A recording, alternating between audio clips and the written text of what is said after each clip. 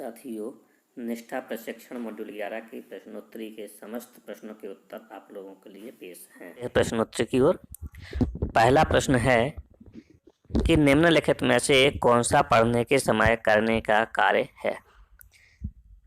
इसके 4 विकल्प दिए गए हैं। कक्षा को 4 या 2 के समूह में विभाजित करना और पाठ को बारी बारी से पढ़वाना। शिक्षक बच्चों को समझ के साथ पाठ को डिकोड व्याख्या करने को कहना। दूसरा है शिक्षार्थियों को कल्पना करने के लिए कहना कि वे कहानी के पात्रों में से एक हैं और अपने अनुभवों को अपनी डायरी में लिखने को कहना। तीसरा विकल्प शिक्षक का घर से पाठ पढ़कर आना और कक्षा में उसी को पढ़ाना। चौथा है शिक्षक का पाठकों के विचारों के बारे में शिक्षार्थियों के साथ एक संपूर्ण कक्षा गतिविधि के रूप में चर्चा करना।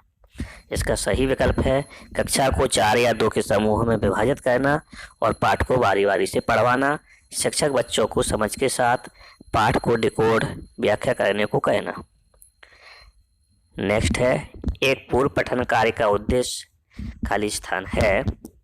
पहला विकल्प कठिन शब्दों को खोजने के लिए शिक्षार्थियों को स्वयं पढ़ने के लिए कहना। दूसरा शिक्षार्थियों से उनके पिछले ज्ञान के बारे में बात करना। तीसरा पाठ के विचारों के साथ सीखने वाले के पिछले अनुभव और ज्ञान को जोड़ना। चौथा पाठ के लेखक और पढ़े जाने वाले नए शब्दों के बारे में बात करके नए पाठ की शुरुआत करना। इसका सही विकल्प है तीसरा पाठ के विचारों के साथ सीखने वाले के पिछले अनुभव और ज्ञान को जोड़ना। नेक्स्ट है पढ़ना अर्थ गढ़ना है। इस कथन से क्या अभिप्राय है। विकल्प हैं पढ़ना पाठ के विचारों को समझना है। पढ़ना पाठ के वर्णमाला और शब्दों के अक्षरों का डिकोडिंग व्याख्या है। तीसरा पढ़ना ध्वनि समूहों शब्दों और वाक्यों को सीखने से शुरू होता है। चौथा पढ़ना शिक्षार्थी को विषय वस्तु के साथ विभिन्न अर्थ जोड़ने के लिए प्रोत्साहित करना है। तो इसका सही विकल्प है पढ़ना पाठ के विचारों को समझना है। नेक्स्ट वर्तमान भाषा सीखने के नज़रिए से निम्नलिखित में से कौन सा सच है। इसको नीचे की ओर करेंगे तो ये विकल्प दिए हैं सुनना बोलना पढ़ना लिखना ध्यान देना और सोचना एक साथ विकसित होता है।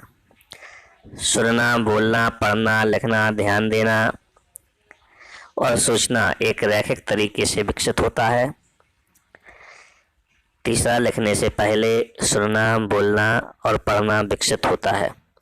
चौथा है लेखन एक भाषा के रूप में शिक्षार्थियों द्वारा विकसित किए जाने वाला अंतिम कौशल है। इसका सही विकल्प है सत्य है। नेक्स्ट है जब बच्चे स्कूल में प्रवेश करते हैं तो हम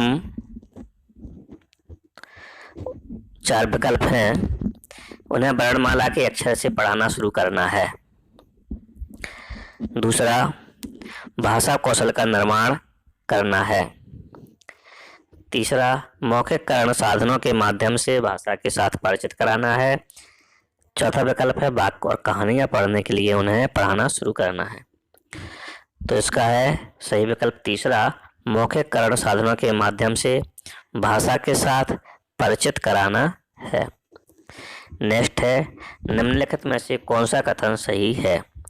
मातृभाषा दूसरी भाषा की शिक्षा में हस्तक्षेप करती है। लाल बटन पर क्लिक करेंगे। दूसरी भाषा सीखने में मातृभाषा ना तो समर्थन करती है और ना ही हस्तक्षेप करती है। तीसरा मातृभाषा दूसरी भाषा सीखने के लिए एक संसाधन है। चौथा मातृभाषा दूसरी भाषा सीखने का समर्थन करती है। इसका सही उत्तर है कि कथन 3 और 4 सही है दूसरा। नेक्स्ट कथन, बच्चे ऑब्लिक मानव सीखता है बहुत प्रयास से मातृभाषा, बिना किसी प्रयास के विदेशी भाषा, स्कूल में केवल मातृभाषा, और चौथा काफी प्रयास के बिना मातृभाषा। तो इसका सही उत्तर है काफी प्रयास के बिना मातृभाषा। नेक्स्ट क्वेश्चन, भाषा सीखने में केंद्रीयता का अर्थ है सभी भाषा सीखना, मूल रूप से विषय वस्तु सीखना है। दूसरा, विषय वस्तु को भाषा की चिंता नहीं करनी चाहिए। तीसरा, सभी विषय वस्तु सीखना मूल रूप से भाषा सीखना है। चौथा, भाषा शिक्षण का केंद्रीय उद्देश्य केवल विषय वस्तु पर केंद्रित है। इसका उत्तर है सभी भाषा सीखना मूल रूप से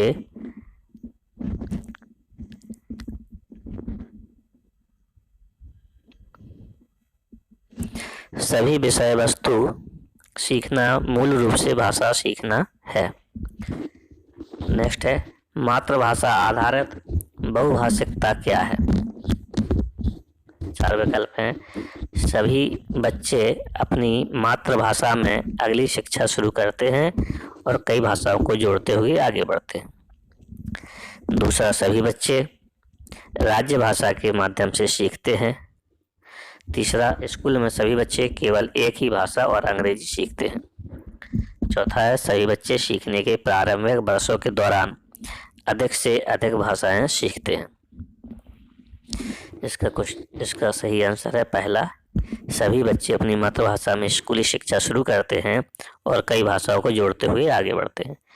नेक्स्ट क्वेश्चन, भाषा सीखने की रणनीति के रूप में बहुभाषिकता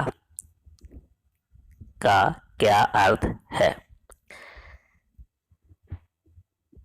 पहला, त्रिभाषा सूत्र को लागू करना। कक्षा में शिक्षण अधिगम के लिए बच्चों की भाषा का उपयोग करना। तीसरा, माध्यम और आकलन के रूप में एक ही भाषा में विषय वस्तु सीखना। चौथा, कई भाषाओं का सीखना, सिखाना और शिक्षण। तो इसका सही उत्तर है कक्षा में शिक्षण अधिगम के लिए बच्चों की भाषा का उपयोग करना। नेक्स्ट क्वेश्चन है, इस प्रकार से हमारे 10 क्वेश्चन पूरे हुए। अब हम सबमिट पर बटन दबाएंगे तो इस प्रकार से हम देखते हैं कि अपने 10 में से 10 नंबर आए हैं। इस प्रकार प्रश्नोत्तरी पूरी होती है। अगर आपको